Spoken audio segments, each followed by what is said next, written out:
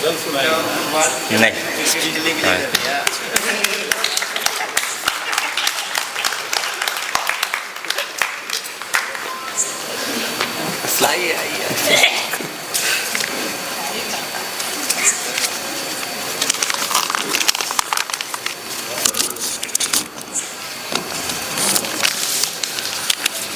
ذی وقار مہمان خاص عالی وقار عزت مآب جناب نسیم احمد صاحب ایڈیشنل ڈسٹرکٹ اینڈ سیشن جج بدایوں، صدر تقریب اور پیدر شہر بھائی ارشد جمال صاحب، چیف پیٹران اور انجمن کے فاؤنڈر الحاج عبدالسبحان صاحب، دیگر ڈگنیٹریز، سر سید کے آفتاب و ماہتاب، شام مصر اور شب شیراز کے متوالوں، ترانے کے دھن پہ تالیوں کی گڑگڑاہٹ سے آسمان کی چادر میں شگاف کرنے والوں، بزم وفا کے پروانوں، دست جنوں کے دیوانوں، شہر طرب کے رومانوں، قلعہ سر سید کے نگہبانوں، خوشنما روایت اور تہذیب کے علمبردار، مشفق و غمخوار، چمن سر سید کی اس ناچیز اندلیب کی طرف سے تسلیم و آداب۔ السلام علیکم ورحمۃ اللہ وبرکاتہ۔ جشن سید کی اس پروقار تقریب میں آپ سب کا خیر مقدم اور عید علیگ کی مبارکباد۔ حضرات گرامی، سر سید زمانے طفلی سے ہی سنجیدہ مزاج اور ان میں دوست انسان تھے، چنانچہ جو بھی علم کی باتیں کرتا آپ ان سے بہت زیادہ متاثر ہوا کرتے۔ 1838 میں آپ نے ایسٹ انڈیا کمپنی میں بطور جونیئر کلرک ملازمت اختیار کی۔ تعلیم سے گہرا شغف ہونے کے بموجب مراد آباد میں آپ نے 1859 میں گلشن اسکول کا قیام کیا۔ اس کے بعد 1863 میں آپ نے غازی پور میں ملازمت کے دوران وکٹوریہ اسکول اور سائنٹیفک سوسائٹی کا قیام کیا، جس کا مقصد یورپین ریسرچز کو اردو زبان میں ٹرانسلیٹ کرنا تھا تاکہ ہر خاص و عام یورپ کی سائنٹیفک ریسرچز سے فیضیاب ہو سکے۔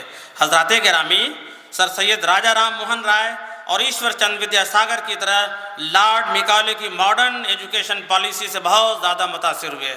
لارڈ میکالے کی پالیسی سب لوگ جانتے ہوں گے، NCERT کی بک میں یہ رہتی ہے۔ متاثر ہوئے۔ لارڈ میکالے نے کہا کہ پیپل کے سائے میں اور چبوتروں پر بیٹھ کر ہندوستان کے عوام جو گیان لے رہے ہیں وہ اسپریچویلٹی اور مورلٹی کے سوا کچھ بھی نہیں ہے۔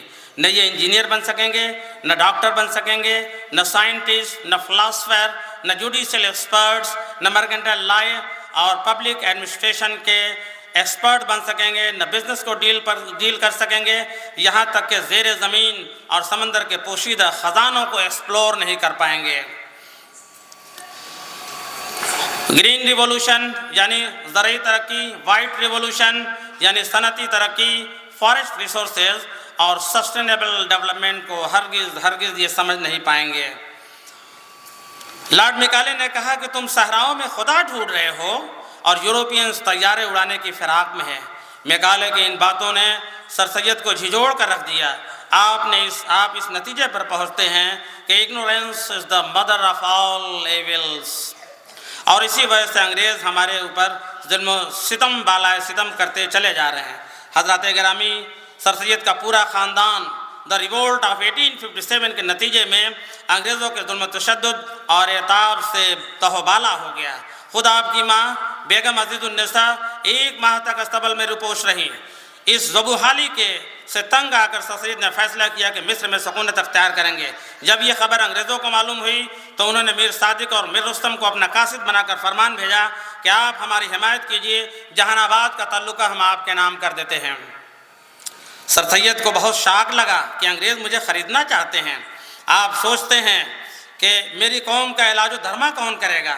آپ نے ہجرت کا ارادہ ترک کر دیا اور کہا، وطن کی ریت مجھے ایڑیاں رگڑنے دے، مجھے معلوم ہے پانی یہیں سے نکلے گا۔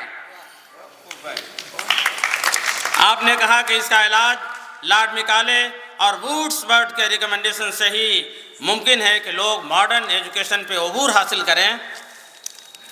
اس سے خود بھی خوشحال ہو سکتے ہیں اور دوسروں کو خوشحالی کا ذریعہ بنیں گے۔ تعلیم کی اسی کیوریاسٹی اور پیشن کو سینے میں سجائے ہوئے آپ برطانیہ کا سفر کرتے ہیں اور آکسفورڈ اور کیمبرج یونیورسٹی کے نظام تعلیم کو بنظر غایت دیکھتے ہیں اور عزم مصمم کرتے ہیں کہ ہندوستان جا کر اسی طرز کا کالج قائم کریں گے۔ برطانیہ کے سفر کے دوران آپ کو فائنینشیل کرائسس سے دوچار ہونا پڑا، اس کے لیے آپ کو اپنا گھر تک گروی رکھنا پڑا، لیکن پائے ثبات میں لغزش نہیں آنے دیا۔ برطانیہ کے سفر کا ایک دوسرا مقصد یہ تھا کہ آپ برٹش لائبریری سے میٹیریلز یکجا کر کے ولیم میور کی کتاب دا لائف آف محمد صلی اللہ علیہ وسلم کا جواب دیا، جس میں ولیم میور نے آقائے نامدار جناب محمد رسول اللہ صلی اللہ علیہ وسلم کی سیرت کا مس انٹرپریٹیشن سے کام لیا تھا، غلط ماخذ سے کام کیا، ان کے سورسز غلط تھے۔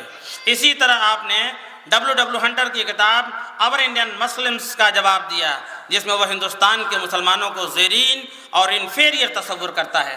سر سید کو یہ بات بھی بہت ناگوار گزری۔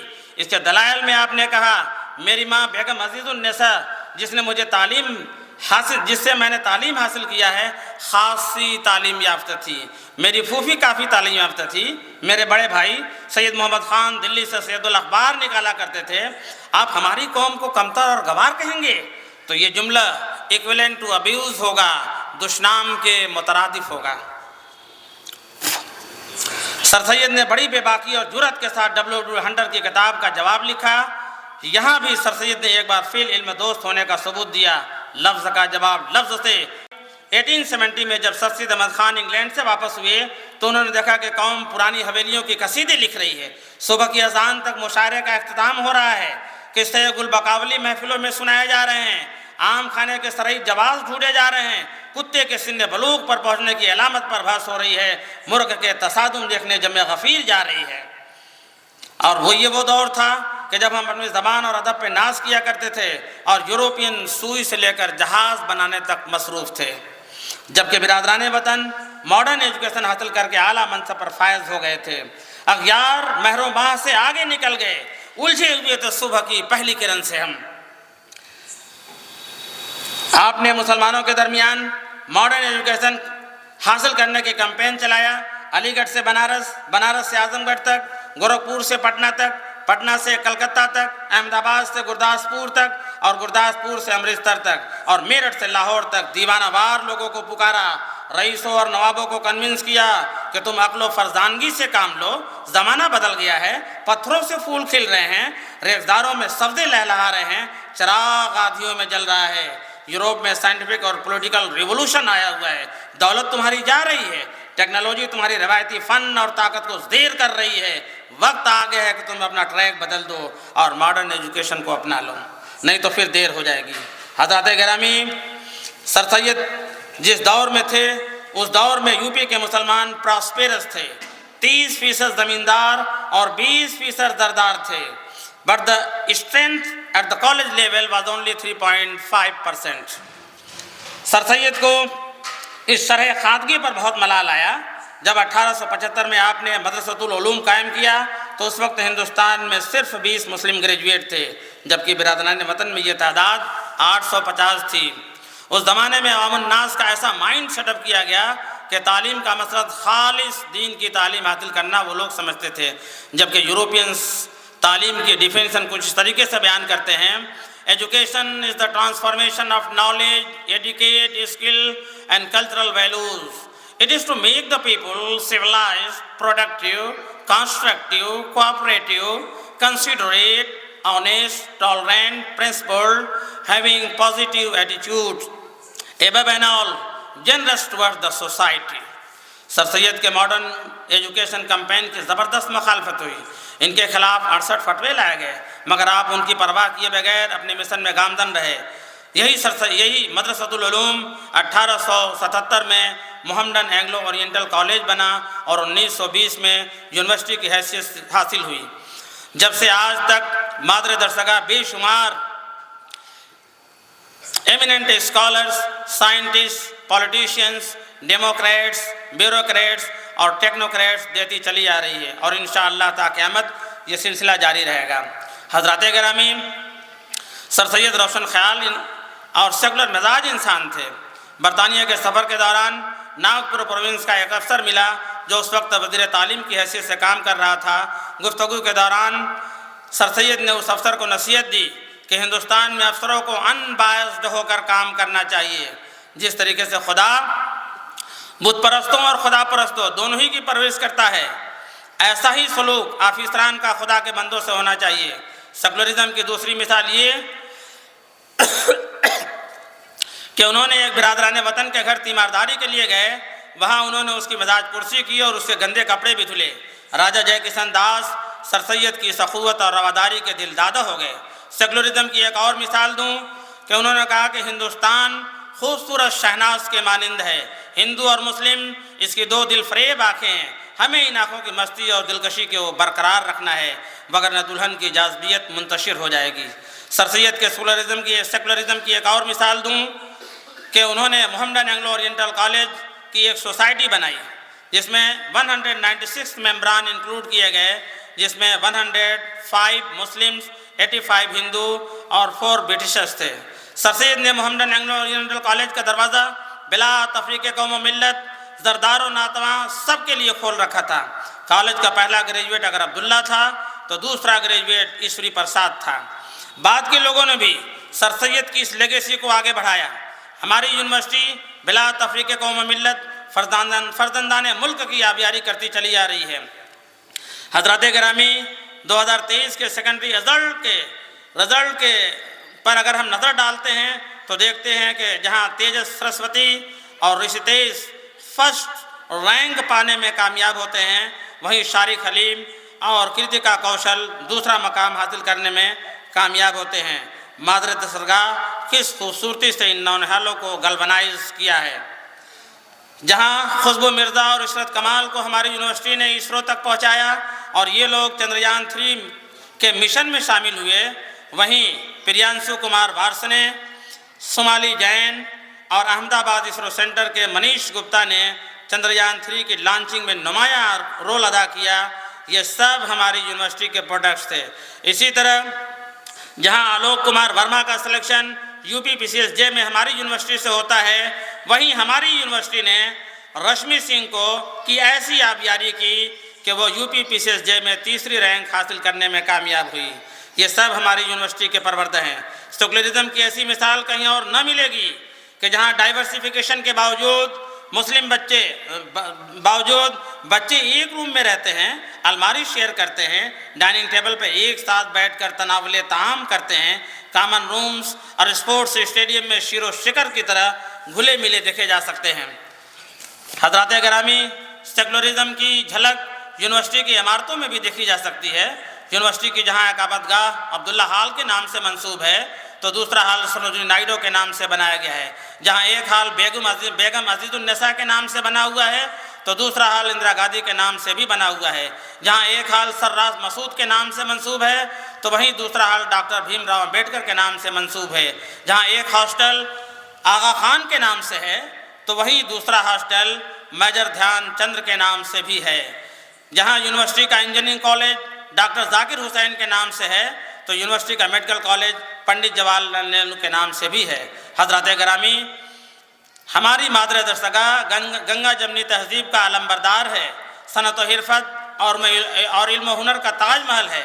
Professor Masood Alam Qasmi, dean faculty of theology, ایک بار ایک خلیجی ملک میں تعلیمی کانفرنس اٹینڈ کرنے جاتے ہیں، وہاں ایک نوجوان ان سے ملا اور خواہش ظاہر کیا کہ وہ ہندوستان کا تاج محل دیکھنا چاہتے ہیں۔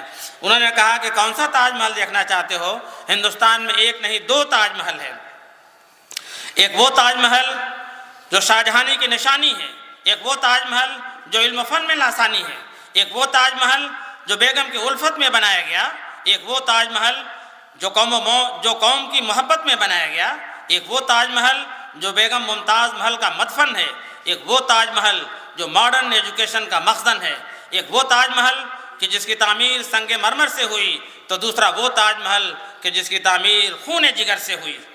تاج محل کا ایک وہ شہر جو لب جمنا آباد ہے تو تاج محل کا دوسرا شہر دریائے گنگا اور جمنا کا دوآب ہے۔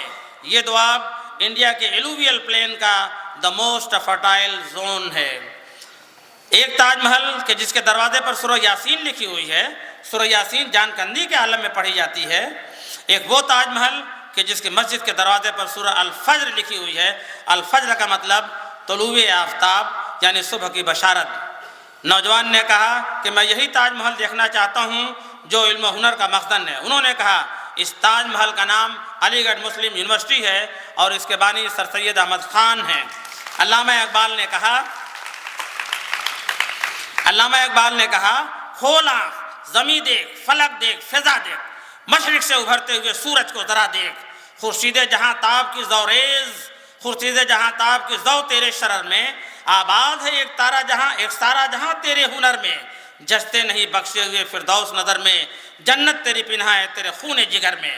اے پیکرے گل، دا یونیورسٹی اسٹوڈنٹس، اے پیکرے گل، کوشش پہم کی جزا دیکھ، کھولا زمیں دیکھ، فلک دیکھ، فضا دیکھ۔ حضرات گرامی، ہمیں اس تاج محل کی قدر کرنا ہے، اور ایسے کئی ایک تاج محل کی تعمیر نو کرنا ہے تاکہ ہماری قوم کا اوور آل ڈیولپمنٹ ہو سکے۔ ہمیں سر سید کے مشن کا پیامبر بننا ہے، تبھی ہم سر سید کو سچی خراج عقیدت پیش کر سکیں گے۔ اس شعر کے ساتھ میں اپنی نشست لینا چاہوں گا۔ زبان برگ گل نے کی دعا رنگی عبارت میں، زبان برگ گل نے کی دعا رنگی عبارت میں، خدا آباد رکھے اس چمن کو مہرباں ہو کر۔ شکریہ محبت۔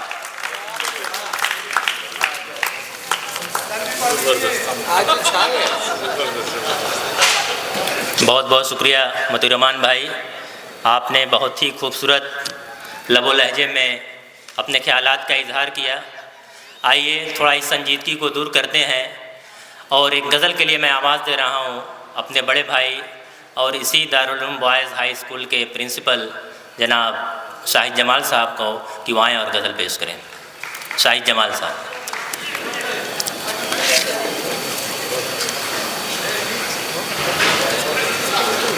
لگ رہی تھی